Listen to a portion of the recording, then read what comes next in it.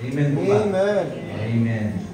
At isa pong paraan para makita natin na ang lahat ng ito ay galing sa Panginoon, na ang lahat ng pagpapalang ito ay nangbubuhat sa Panginoon. Sabi po, God owns it all.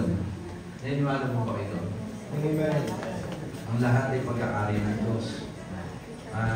Basahin po natin, may silang po pwede ba tumayo tayong lahat natin kung basahin. Ang buong daigdig at ang lahat ng naroon, ang may-ari si Yahweh na ating Panginoon. Pipo, makakaupo tayo.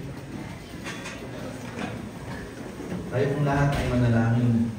Akila, pangpangyarihan Diyos, nagpapasalamat kami sa kaunungan. Papasalamat kami sa kagandahan loob mo. Tuloy na nire-recognize kami. Nararanasan namin ang presensya mo. Hindi lang ako kayo sa bawat araw na namumungay ko. Daman namin yung kilos mo, Panginoon. Salamat po, Diyos. Gabayan mo yung bawat isa. Tulungan mo kami na maunawaan ito ayusin yung kalooban. Yung Espiritu Santo mo, siya patuloy na mag-ari. At anumang distraction, Panginoon, inaalis namin. Kasi Panginoon, napakahalaga nito. Maraming tao nagkakaproblema base dito sa mga financial pangailangan ng tao. Pero Panginoon, sabi mo nga, lahat ng ito ay nasa iyo na. Lahat ng ito ay pinagkaloob mo na sa amin. Dapat lang namin malaman kung paano ito ma-manage or paano ito gagamitin, paano ito makikita, Panginoon. Kaya o Diyos, salamat po sa mapagpahalang araw na ito. Dahil tunay nga po na ikaw na muna, ikaw na usap, at ikaw ang nag-aahari. Huwing ka, sambay ka sa pangalan ng Panginoon Jesus. Amen. Matutulungan po tayo, mga kapatid. Sabi nga, matutulungan tayo mas lalong mapapabilis na makita natin kung paano ang pagpapala ng Diyos ay dadaloy sa ating buhay kung makikita natin na ang lahat ng bagay, gaya ng binasa natin, ang buong daigdig at ang lahat ng raon ang may-ari si Yahweh ng ating Panginoon. Dito ba? Matutulungan tayo dito. Kapag naunawaan natin ang lahat ng financial na o material na nakikita natin, everything, lahat, magiging ibon, magiging mga puno na yan, na nagagawa natin mga pangko. Di ba sinasabi natin, ang galing ng tao, nagagawa niya ang anumang bagay na gusto niya gawin. Pero pinagmulan ng lahat ng ito ay tama ng Panginoon lang. Sabi niya dito, everything belongs to God. Hashtag, walang sayo, walang akin, lahat ay kanya. Amen. Para bang kung babasahin natin parang ano, no? Parang, ay, ganun, parang wala ako, walang sa akin. Nung inaaral ko yan, nung baba po ako, andun po, personally, andun po struggle ko. Namin ko po na nung ako'y nagsisimulang man ng palataya sa Panginoon, ang hirap kong tanggapin ito. Para sa akin po naranasan ko po na lahat sa Panginoon, parang, alam mo yun, yung parang, wala pa para sa akin. Wala pala akong pwedeng angkinin. Ang pala ito yung tinuturo sa atin ng Panginoon. Wala tayong pag-ahal. Lahat ay kanya.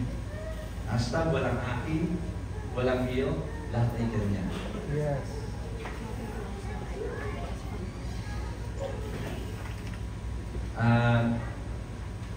Makikita po natin wala man tayong pag-aari dahil ang lahat ay sa Panginoon. Pero alam niyo ba na ang kauna-unahang piniputos sa tao ay ang mag-manage o mangalaga.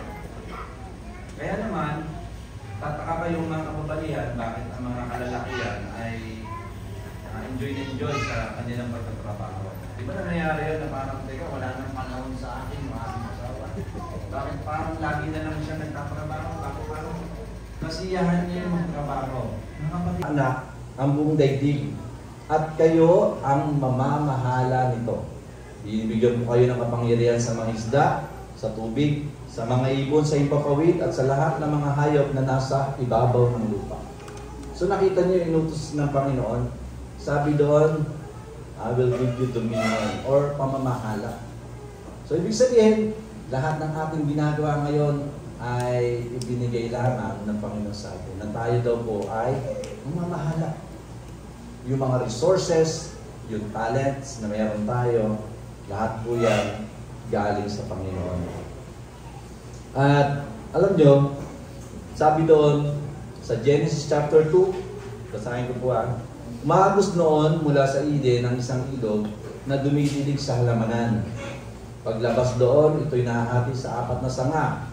Ang una, na kung tawaging ilog Pishon, umaagos sa lupain ng Habila. Lantay na ginto ang naroon at marami ring bidilyo at batong unis. So imagine mo, no? Kung babalikan natin nung unang panahon, anong nakikita natin? Iba po yung resources, sobrang yaman ng tao. Di ba ba? Isipin nyo yung lantay na ginto. Hindi po ito 21 karat. Pag sinabi pong lantay na ginto, ano po ba yung pinakamataas na karat niyan? 24? 24 karat po ba yung pinakamataas na karat? Sabi dito, lantay na ginto 24 karat gold, nakikita mo lang sa ilog. Siguro, kung nakapagtabi ni nuno mo at naipamana sa itong ilang batong napulot niya, di ba ba? Sobrang yaman mo na. Siguro, kung papasyalan natin yung mga bahay nito, kasi sabi po doon, ito daw po ay nasa parang west ng Africa, sa may Ethiopia. Siguro, mapapasyal tayo Ethiopia, yung pagkakagawa ng bahay nila, baka yari sa ginto. Di ba? Di ba kung isipin natin, di ba saan tayo naman nagbuhangin pag may tatayo ng bahay? Di ba sa mga ilog, pinapala lang natin ito So yung napapala nila, nung panahon na yon, dito mga kapatid, labi doon, nandun na yung batong onis. Baka nga ito, panghilot lang nila. Di ba? Kung papasya tayo sa mga bathroom nila, baka panghilot lang nila to. So nandun daw po yung sinasabi na bedilyo. Sabi daw po doon, yung bedilyo ay yun po yung puno na yan, sabi doon, yung sack daw po na ginagamit sa sa paggawa ng mga pabango. Diba, pag inisip natin yung pabango, papasok agad sa isip natin yung yumamang taong Pilipinas, yun yan. Si Cruz, yun yan. Joel Cruz, kilala natin si Joel Cruz. Kasi nga, kumbaga, merong wealth sa mga resources na nakikita natin noong panahon noon, wealthy ng mga tao. Napakayaman ng mga tao.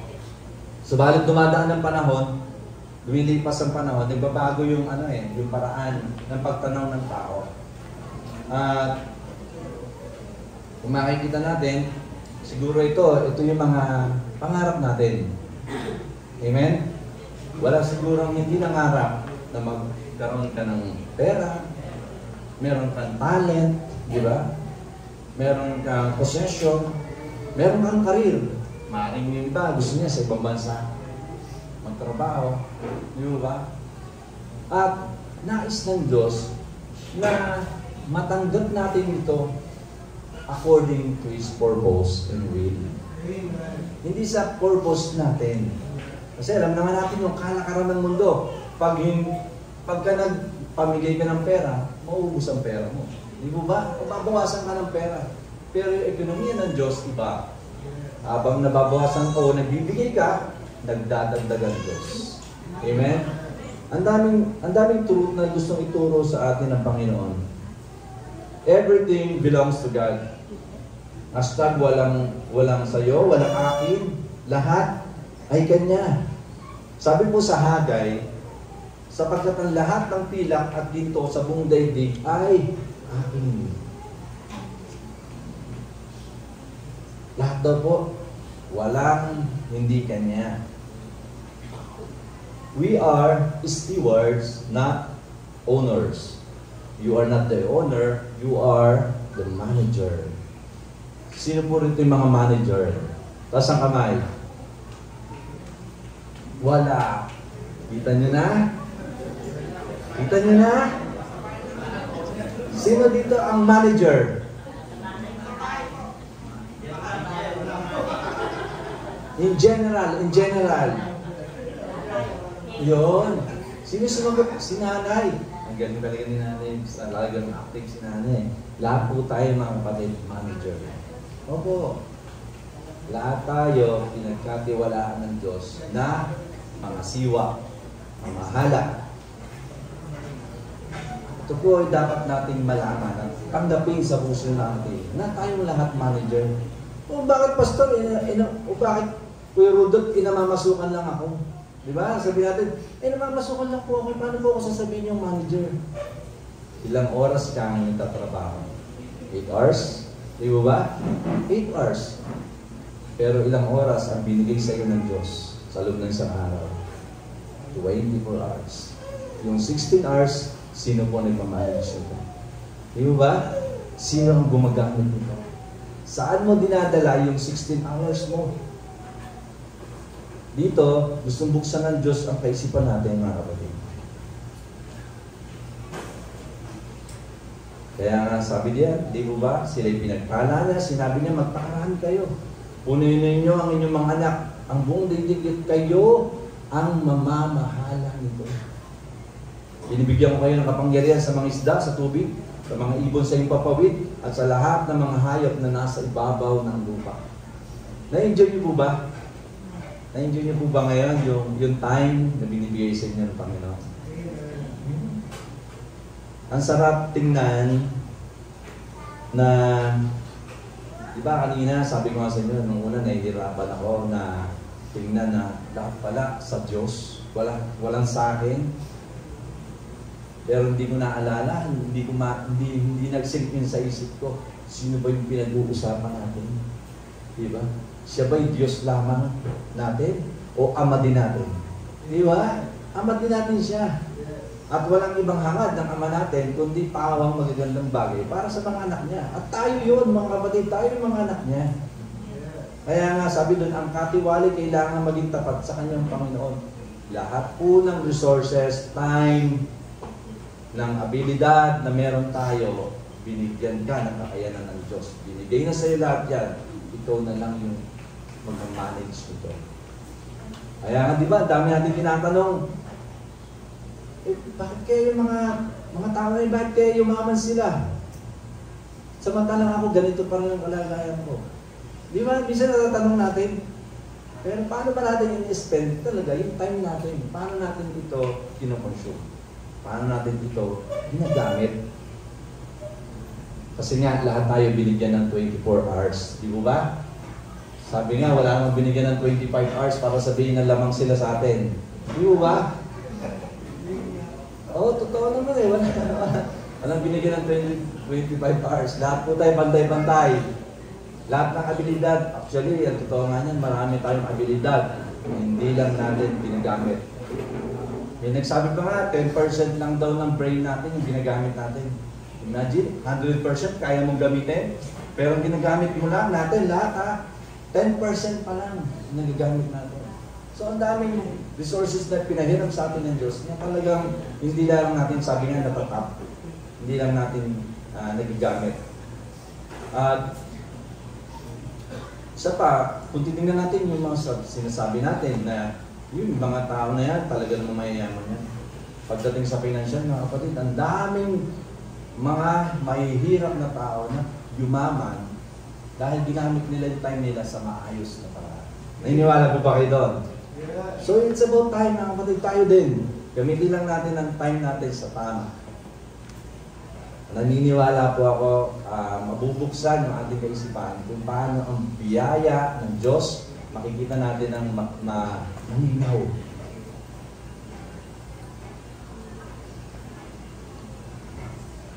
Kung kikilalanin natin ang lahat ay pagmamay-ari ng Diyos, mababago daw yung ating paraan ng paggasta, pagbibigay, at pagpaplano. Tama po ba?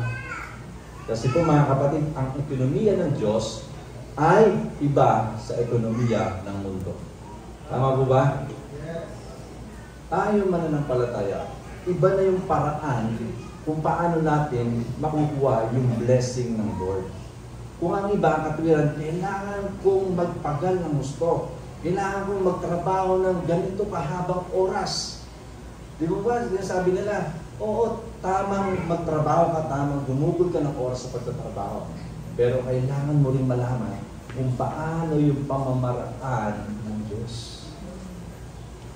Kasi may way ang Diyos. Yes. Alam niyo ba, mas madali itong paraan. Amen. Naniniwala po mas madali itong paraan. Kasi, personally, naranasan ko, hindi po ako mayaman mga kapatid.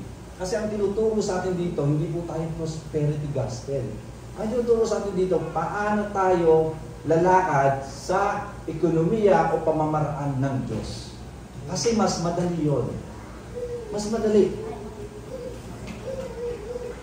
Tingnan niyo po ito mga kapatid, kung hindi niyo po ito nababasa.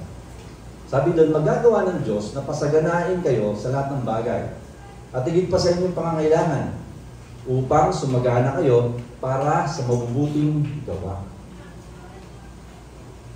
Tulad ng nasusulat, siya'y masagana nagbibigay sa mga dukha. Ang kanyang kabutihan ay walang hanggan. Ang Diyos ang nagbibigay ng binhing itatanim at tinapay na makakain. Siya rin magbibigay sa inyo ng binhi at magpapalago nito upang magbunga ng sagana ang inyong kabutihang loob. Ibig sabihin na kapatid, yung blessing, yung pagpapala ng Diyos, bakit dumadaloy sa iyo? Para saan daw? Upang sumagana ka sa mabubuting gawa. Ito pa mga kapatid, nakakatuwa, no? Sabi dito, ang Diyos nagbibigay ng binhing itatanim at tinapay na makakain. Paano po natin ito i-explain? Ang Diyos nangangahulugan, pinagpala ka, yung pong tinapay na ito po yung financial na pwede mong ipambili ng pagkain, pang daily needs mo. What about yung binhing itatanim? Ano pong ibig sabihin nito, mga kapatid? Ibig sabihin, binibigyan ka rin ng Diyos ng mga binhing dapat mong itanim. Upang sa ganun daw, umani ka. Ang mga Pilipino, may mga kasabihan tayo mga Pilipino. Di ba? Kumbaga hindi pa pisa ang sisiw, binibilang na. Di ba? Yung mga binhing ito, karaniwan po, anong nangyayari? Ano pong ginagawa? Binabayo, sinasaing. Ano ibig sabihin? Hindi siya napupunta sa tamang dapat puntahan. Di ba? Ang binhing ito, ibig sabihin, dumating ka na sa punto na pinagpala ka ng Diyos, higit pa sa daily basis needs mo. Amen? Ibig sabihin, dumating ka na sa punto na, wow, ang laki ng pera nito. Huwag niyo sabihin, walang magsasabi sa akin na hindi niya naranasan yon. Tama? Wala. Lahat tayo dumanas na nun. Kasi salita ng Diyos to eh. Sabi doon, hindi ang galing mo ang gawa nito. Hindi. Ito'y grace, biyaya ng Diyos, ibinigay sa ito. Hindi mo alam kung saan ang galing. Maybe yung blessing na meron kang kaibigan na, alam niyo yun, ang daming tinanggalingan nito. Pero ang punto lang natin, saan napunta to? Sabi doon, pwede isinahin natin. Ibig sabihin, hindi natin ito naitanim. Hindi natin ito na-invest. Hindi natin ito nagamit ng tama. Pag sinabi natin na binhi, ito po yung tinatanim. Ang iba, ang ginagawa, isinasama sa kanyang tinapay. Ibig sabihin, ang katiwala na nga ng iba, sabi nga nila, hirap na nga sa wala, hirap pa sa meron. Narinig nyo na rin ba to? Hindi, totoo, di ba? Narinig nyo na to? Akala natin yung mga kasabihan ngayon, mga hindi natin, alam nyo, ang mga matatanda po yung mga nagsasabi nito. Pero totoo, di ba? Nung maranasan natin tumanggap ng pagpapalang pinansyal, hirap na nga sa ulit, hirap pa sa meron. Tara, mag-ano tayo, magsaya tayo. Hindi po masamang magsaya, hindi po masamang bumasta. Gusto ng Diyos na gastahin mo ang pera mo. Pero yung binhi na binigay sa iyo ng Diyos, dapat alam mo kung saan mo dadalhin. Tama po ba? Upang sa ganon, sa panahon na kailangan mo ng umani, iaarihin ka. Di po ba?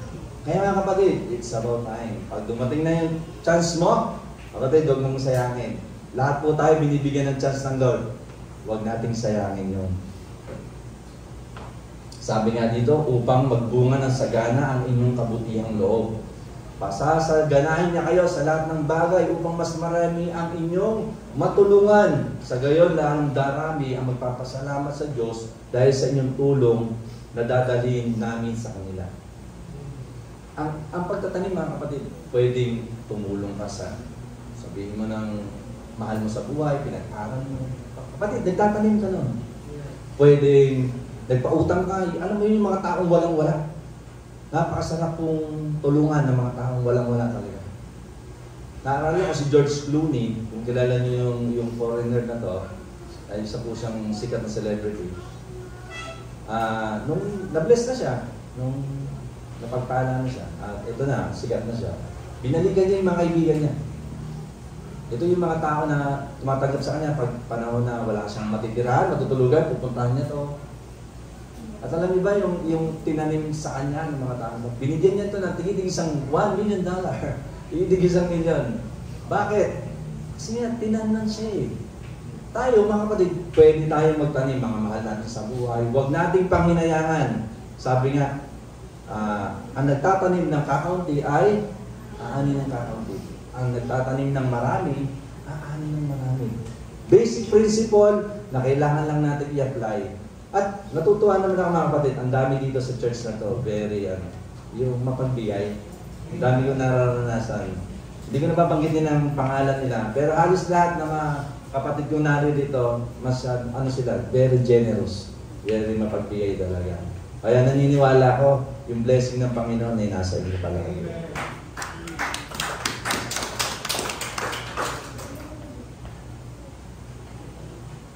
Alam niyo pa, mga kapatid, sabi dito, ang paglilingkod din nyo upang tumulong sa mga kapatid ay hindi lang makatutugon sa kanilang pangailangan, kundi magiging dahilan pa ng pag-uumapaw na pagpapasalamat nila sa Diyos. Ibig sabihin, na-acknowledge nila yung pagtulong na ginagawa mo at hindi lang yun, nakikilala nila na may tunay na Diyos. Ang bukas palad din yung pagbibigay sa kanila at sa lahat ng siyang, ang siya magpapatunay na matapat niyong sinusunod ang magandang balita ni Kristo. Dahil dyan, magpupuri sila sa Diyos. Ibig sabihin, pag gumagawa ka ng kabutihan, pag nag-i-invest ka, nagtatanim ka, sabi doon, ito rin nagpapatunay na matapat mong sinusunod yung mabuting balita mo. Amen. Napakaganda ng mga kapatid. Kumbaga, ikaw na yung napagpala dahil nagtanim ka, nagagawa mo pa yung kalooban ng Diyos. Ito pong 1 Chronicle chapter 29 verse 14. Ang sabi po dito, ngunit sino ako at ang bayan ito? Buong puso kaming nagkakaloob sapagkat ang lahat ng ito ay galing sa inyo at ibabalik lang namin. Even the wealthiest person na nabubuhay, isa si Haring David na nabuhay ng napakayamang tao. At siya po yung tatay ng totoong pinakamayaman sa buong mundo at wala nang magiging pinakamayaman pa, si Haring Solomon yun. Si Haring David, kinilala niya po na lahat ng kanyang pag-aari ay hindi kanya. Sabi niya, lahat po ng ito ay sa inyo. Kaya sino tayo? Di po ba? Kung atong mga mayayamang tao na to, alam niya kung ano yung kalagayan niya, alam niya na anumang bagay na hawak niya ay hindi ka na. Kaya, hindi natin ito pwede pagmalaki. May talent ako. Diba? Magaling ako. Si Celine Dion. Sorry po, kay Celine Dion. Diba? Nakita niyo na si Celine Dion? Nabanggit ka. Kumbaga, napakasikat na tao. Pero isang araw lang, nawalan siya ng boses. Nasaan siya ngayon? Nandun siya sa pinakamalungkot na kalalagayan niya. May sakit siya, at yung talent niya, hindi niya na makakinabangan. So, wala tayong pwedeng ipagmalaki sa Diyos. Lahat po ng ating meron tayo ay Kanya. Time, sa Kanya po ang time. Family, sa Kanya po yung family. At isa pa pang palang natutunan ko patungkol sa stewardship. Galing po ito sa isang preacher na si Miles Monroe. Ang sabi niya po, lahat daw po ng bagay na hindi natin kayang i-manage ay nawawala sa atin. Ang ganda po, ano? Totoo. Na lahat po ng bagay na hindi natin kayang patakbuhin ng maayos o pangalagaan o pangasiwaan, nawawala po sa atin. Totoo? health. Pag di natin inayos yung pangangalaga ng kalusugan natin, kakasakit tayo. Kaya nga, nung binigyan tayo ng pangangalaga ng Diyos, kailangan natin ng wisdom. Ano pa? Family. Pag napabayaan natin ang pamilya natin, ano nangyayari? Nagkakahiwalay, nagkakawatak-watak. Nasisira. Kasi hindi natin namamanage sa maayos. Lahat po. Everything. Kahit bisikleta lang yan, basta hindi mo na pangalagaan ng maayos, hindi mo na magagamit yan. Sasakyan, hindi mo na magagamit pag hindi mo na iayos yung pangalaga niya. Kaya, lahat tayo binigyan ng pangangasiwa ng Panginoon. Maging mabuti tayo, katiwala ng Panginoon. Amen po ba?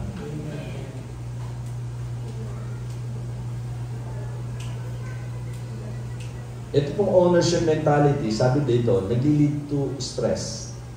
Yung stewardship brings freedom. Tama po ba? Kasi sabi dito, kapag nagkunwari kang may-ari, pasan mo bigat ng lahat ng responsibilidad.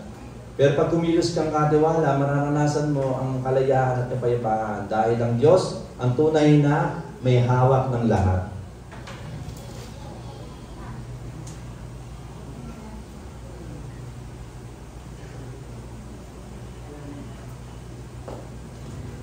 Parang natututo na akong humaba ang oras sa pagsasalita.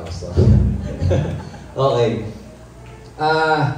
Totoo naman po, di ba, na kapag, alam mo yun, yung meron kang pinangangalagaan, meron nga ba, na, ito, kailangan, pakita ko na, magaling ako sa bagay na ito. Yung sasakyan ko, kailangan, lagi kong, iayos siya, lagi kong i-display na maayos siya. Tapos pagka, alam mo yun, pagka nagkasira, namang problema ka, lagi ka nag-aalala. Yung bahay mo, halos hindi mo maiwan. Di ba, iniisip mo, yung pera namin, nandun na, baka mamaya. Tingnan mo nga, sa CCTV, baka mamaya, nananakawan na tayo. Di ba totoo? Seriously. Kapag ka naman, ikaw, ang puso mo, alam mo na lahat yan pinagkatiwala lang sa iyo ng Diyos. Wala kang fear. Wala kang takot. Actually, yung bahay namin, wala akong lakyan. Nakakatawang isipin, sabi niya, bakit mo sinabi? Wala akong lakyan na kapatid. Wala akong batlakyan.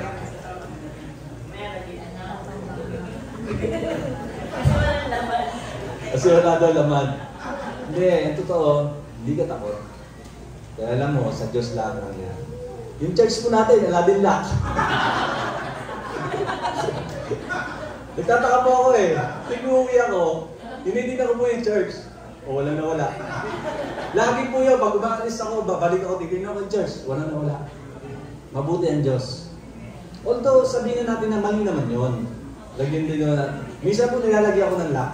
Pag medyo nag-aalala ako, buwa ko ng lock, ilala ko po yan. Nag-aalala ko eh. Pero pag panatag ang puso ko, hinayaan ko lang siya. Totoo po yun. Kasi iniisip natin, di naman sa atin yan eh. Anytime, pwede naman talagang bawin ng Diyos sa atin yan.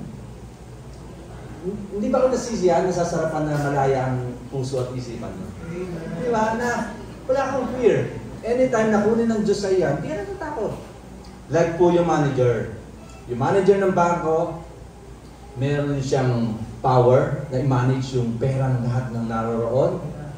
Di po ba? Milyon-milyon yung perang naroon. Siya yung magdi-decide. Saan mo dadalhin to? Saan natin i-invest to? O ito, kukunin ba natin itong sinasanlang lupa na to? Para kang mayaman. Pero hindi naman ikaw may-ari. Di ba? So, ganun din ang nais ng Diyos na maging damdamin ng mga anak ng Diyos. Kapag ganito na ang iyong kaisipan, hindi ka matatakot. Wala kang fear. Pag pinayaman ka na ng Diyos, kapatid, wala kang fear. Kasi nga, alam mo, steward ka na. Alam mo, ng lahat ng yan, nalulugod ang Diyos na pinagkakatiwalaan ka na. At sabi nga,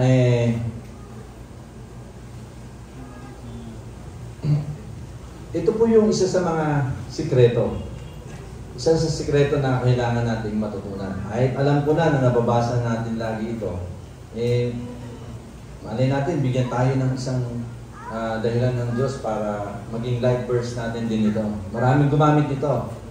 Isa na rin yung tatay ko. Nakalagay ito sa dingding ng bahay namin nung maliliit kami. Sabi doon, ngunit sa lahat, higit sa lahat, ay bigyan kalaga ninyo kaharian ng Diyos at ang pamumuhay nang ayon sa kanyang kalooban at ibibigay niya sa inyo ang lahat ng bagay na ito. Nakita ba natin yung mga keyword? Sabi doon, in English, sabi nga po doon, seek first. Seek first His kingdom.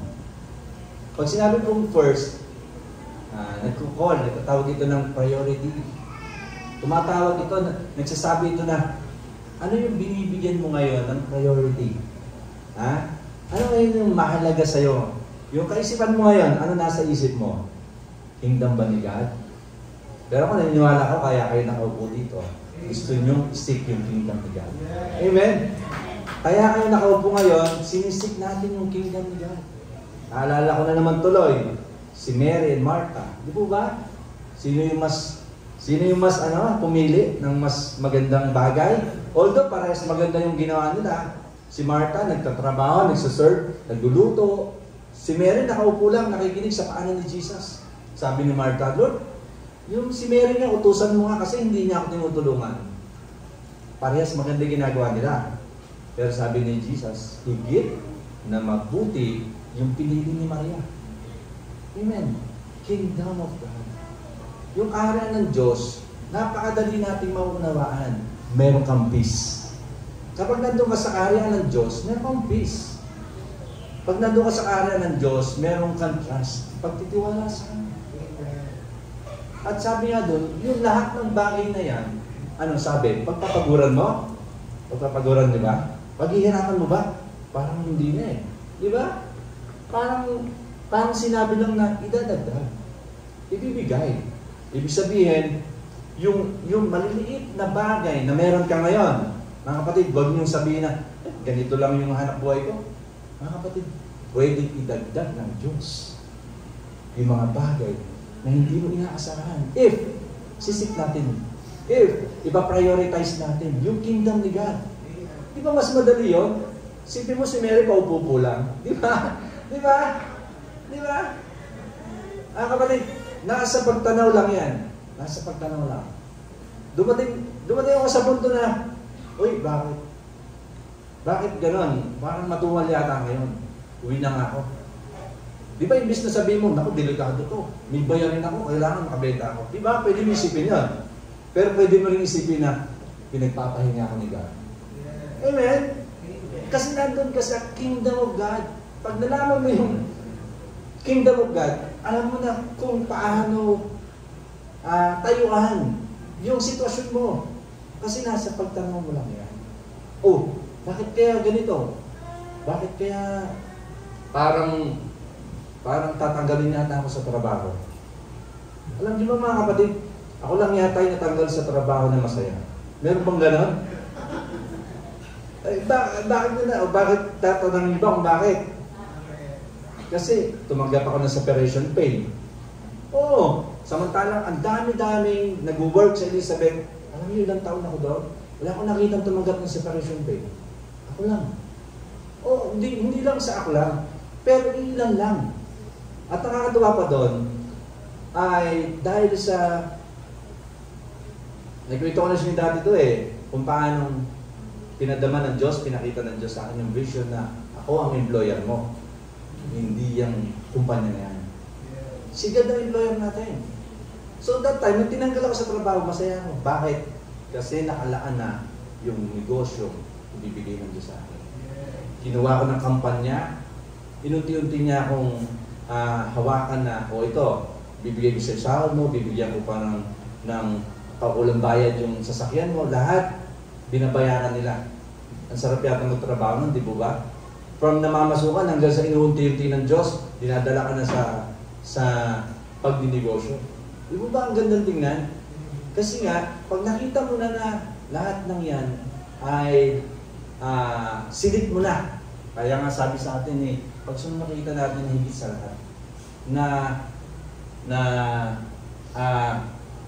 yung kaharian ng Diyos. Unahin natin hanapin yung kaharian ng Diyos.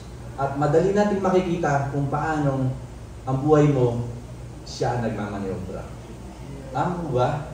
Amen.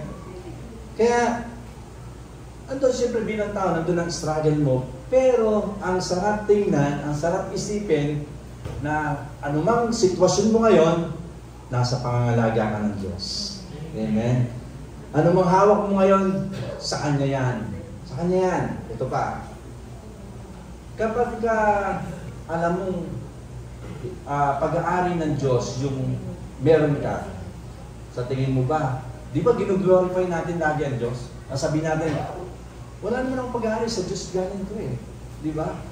Sino ang magpoprotekta sa iyong kabuhayan? Sino sa tingin mo? Ang Diyos. Kasi bakit? Pangalan niya nakataya dyan, hindi pangalan mo. Amen?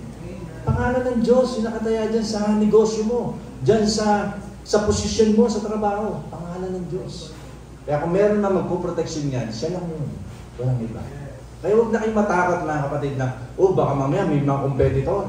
Baka mamaya mas magaling tong competitor na to. Naku, mawalan ako ng hanap buhay. Pwedeng mangyari yun. Pero, dahil sa tiwala mo, 100% na sa Diyos, hindi ka mag-aalala. Andun man, magduda ka, pero hindi ka dapat mag-alala. Amen po ba?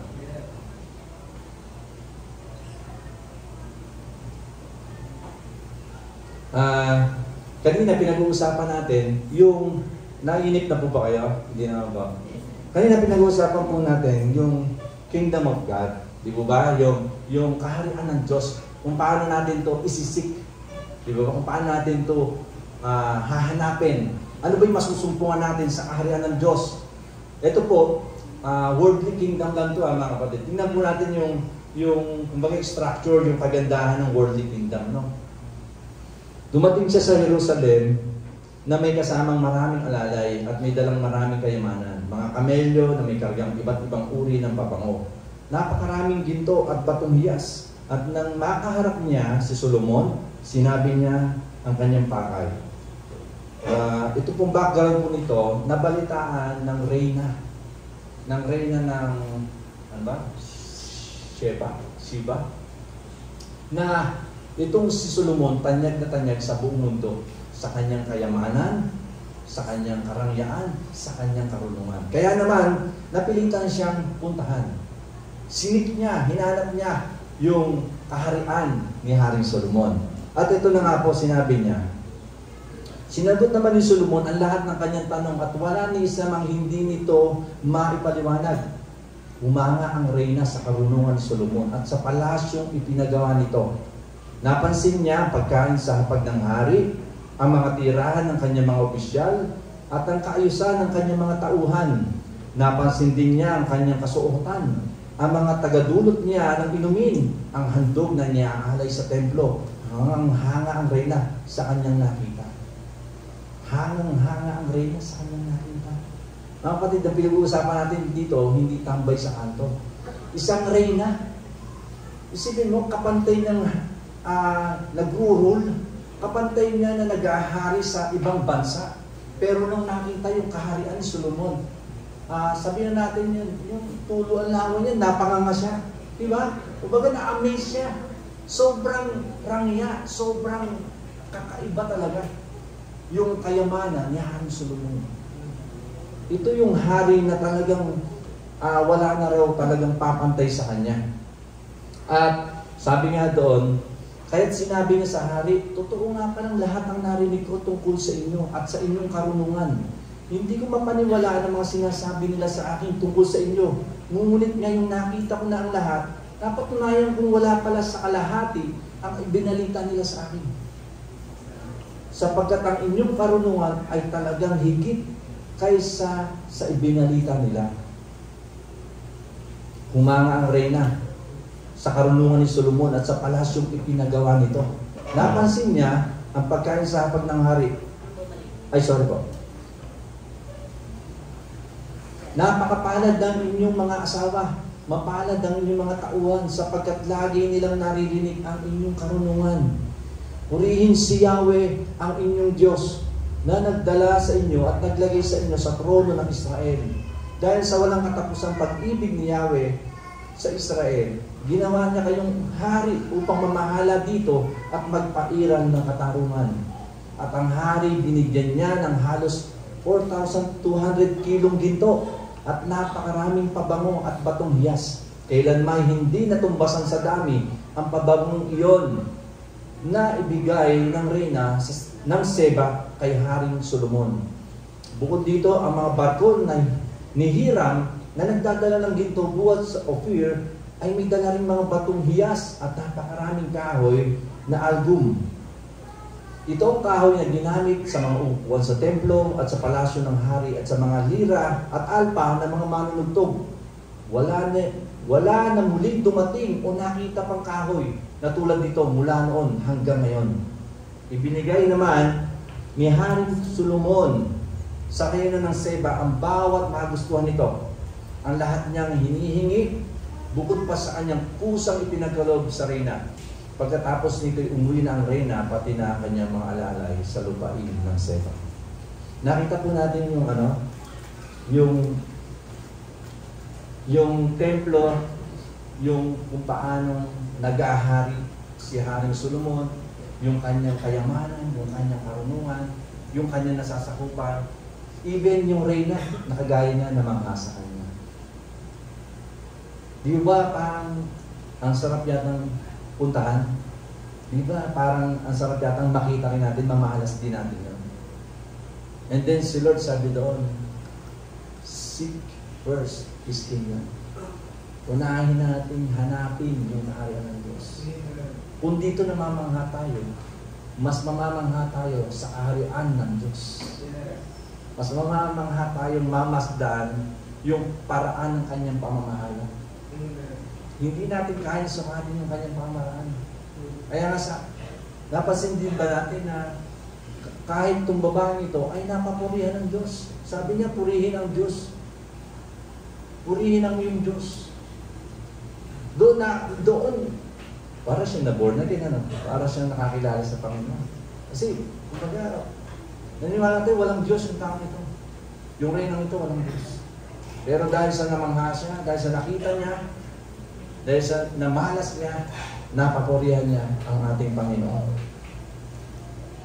Mga kapatid, hindi kailangan ng Diyos ang pera mo. Ang kailangan niya, ang pagtitiwala. Nakita naman natin kung gano'ng kayaman ang Diyos natin. Tapos natatakot tayong pagkatiwala sa Kanya, natatakot tayong sabihin ng Lord, ang lahat ng aking Diyos. Di mo ba? Hindi talaga kailangan ng Diyos yung pera natin. Ang gusto ng Diyos, magtiwala tayo sa Kanya. Habang nagtitiwala tayo sa Kanya, napapatunayan natin na buhay ang Diyos, na makapangyarihan ng Diyos. Napapatunayan din natin ay even ng mga tao na makikita tayo kung paano tayo namumuhay, makikita nila, iba to, may Diyos to. Amen? Kaya, yung ekonomiya ng Diyos ay iba sa ekonomiya natin, ay ekonomiya ng mundo. At kapag po in-acknowledge natin yung God's ownership, sabi doon, nagbi-break daw ito ng power ng greed and fear. Kung ito'y sa Kanya, sabi doon, hindi natin ito kakapitan ng may faith. Kung ito'y sa Kanya, gagamitin natin ito ng may karunungan. Kung ito'y sa Kanya, magbibigay tayo ng bukas palad at walang takot. Lahat po ng resources na sinabi nag-uusapan natin, lahat po ito'y sa Kanya. At kapag natatanggap na natin, mga kapatid, tanggap na ba natin? Na ang lahat ng hawak mo ay sa Panginoon?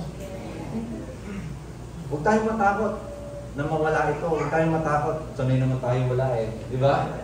Di ba? Sanay naman tayo wala eh. Tapos pag nagkaroon tayo, para tayong takot na mawala. Huwag po natin katakutan. Mas lalo tayong, ini-impress tayo ng Lord eh. Pinakabilig niya tayo sa kanyang pamamaraan, mga kapatid.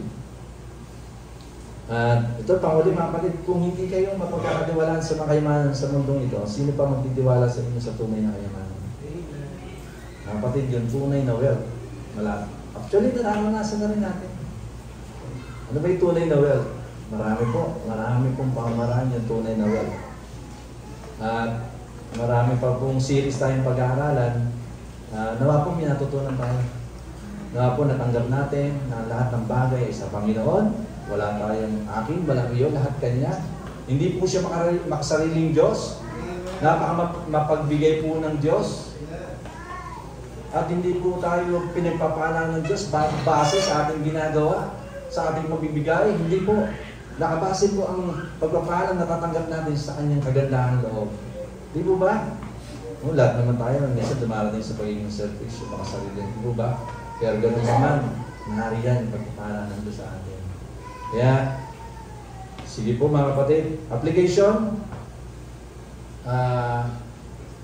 Ang application natin, ipamuhay natin. Ipamuhay natin yung kung ano yung natutunan natin. Na ang lahat ng ito, ang lahat ng resources na meron tayo ay para sa Panginoon. If hiniling niya, kinausap niya, pwede ko bang hingin sa iyo lahat ng yan? Meron ba tayong lakas ng loob na ibigay? Pwede tayong subukin ng Panginoon. Di ba?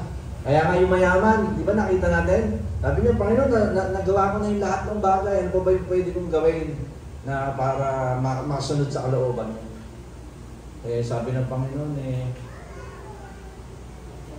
ibenta mo lahat yung ari-arian. Umuwi ka, ibenta mo lahat yung ari-arian mo, tapos sumunod ka sa amin.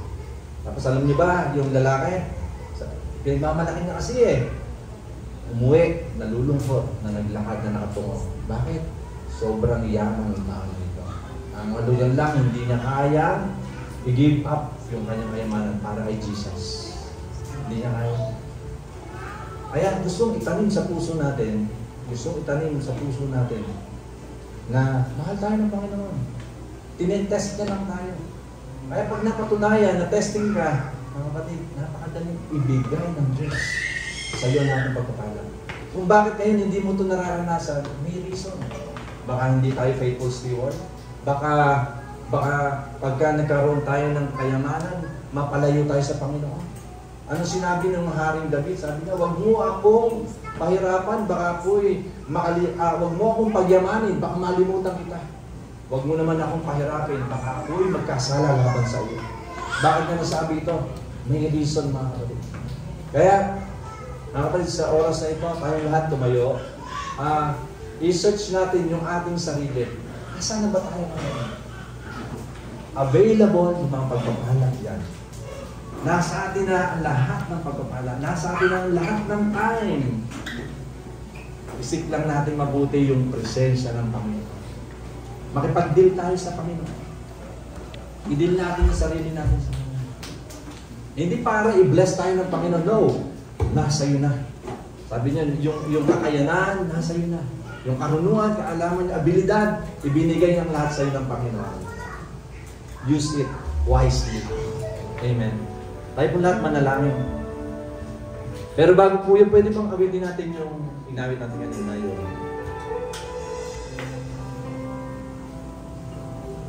You alone. For you alone. Sige po, sambahin natin ang Panginoon. It's about time na seek natin yung kingdom ni God. He is waiting for us.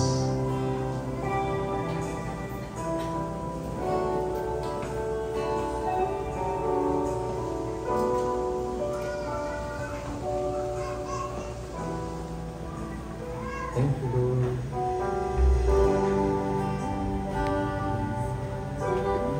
And brings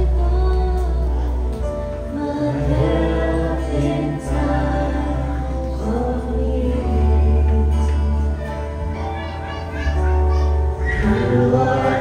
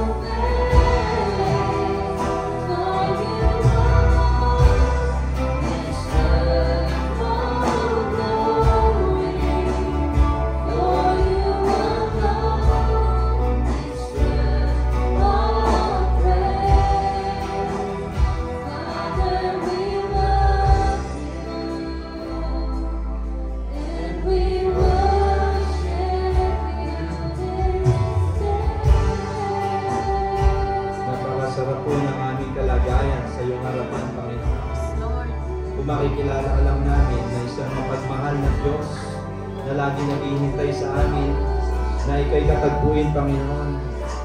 Pwede ba awitin natin sa Tagalog yung awitin nito?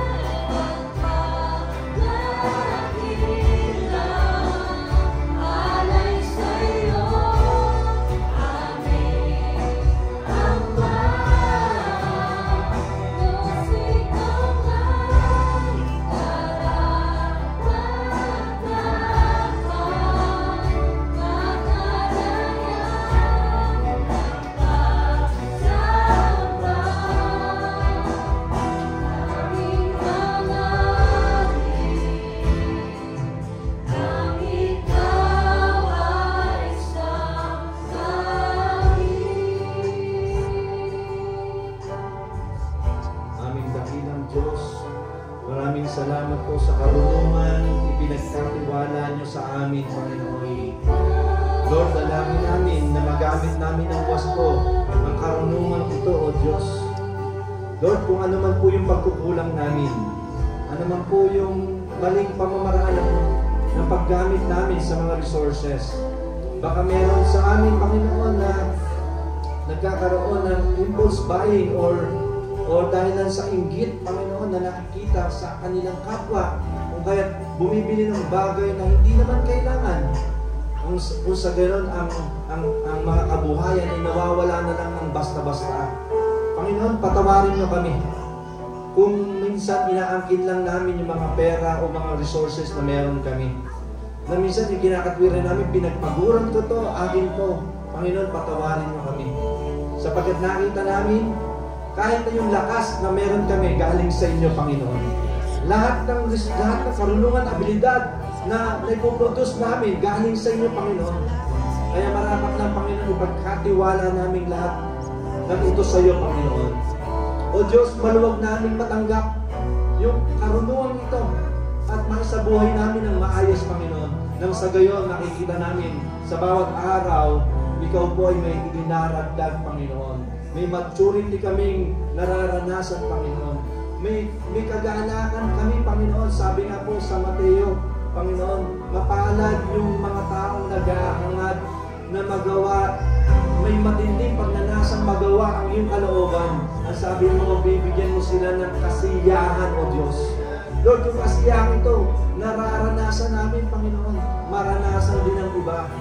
Na magawa yung kalooban mo, Panginoon. Ibang kasiyahan, Panginoon, ang aming nararanasan. Salamat po, Panginoon. Dahil ang lahat ng kasiyahan, kaligayahan ito, sa iyo po nang gagaling, O Diyos. Matanggap din nawa ng iba, Panginoon. Habang sinusunod namin, habang inaalam namin ang mga kalooban mo, ang mga karunungan mo, Panginoon, na patuloy mo ipinapakita, ipinapaunawa sa bawat isa. Lord, uuwi kami. Dala yung kagalakan, uuwi kami. Dala yung pagpapala ng iyong salita, Panginoon. Makapangyarihan ng iyong salita. At ito yung mangyayari sa amin. Kami anak ko, kami pinagpala mo, Panginoon. Tanggapin namin yung hindi masukat na pagpapala, Panginoon, na nagagaling sa iyo. Spiritual man, material man, lahat ng ito ay ipalayan, pinagkakaloob mo sa iyong mga anak, Panginoon. Kaya Lord, salamat sa pagpapatawad. Salamat sa kalinisan. Salamat kami sa pagtanggap mo. Lord, kulang po yung aming labing para papurihan ka. Kulang po yung aming lakas para maibalik sa iyo ng lahat ng papuri at pagsamba, Panginoon. Kaya sabi nga kanina, Panginoon, prepare na kami. sa lupa, sumasamba kami sa iyo, Panginoon. Wala kami ibang gagawin dyan sa langit, Panginoon. Naniniwala kami every day. Bawat araw namin sa langit, merong pagkamangha kaming mamasdan ang iyong kaharian. Ikaw mismo, Panginoon, mamamangha kami sa iyong kaluwalhatian, Panginoon. We believe, Lord, every day, Lord, merong isang napakagandang umaga para sa amin, Panginoon. Kaya ngayon pa lang, Lord, hayaan mo, makita namin yun, Panginoon. Dahil ang kingdom mo, ang kaharian mo, ay narito na sa lupa, Panginoon. Lord, purihin ka, sambahin ka, luwalhatiin ka. Sa iyong papurit parangal, sa pangalan ng aming Panginoong Yesus na tagapagligtas. Ang lahat ay magsabi ng Amen.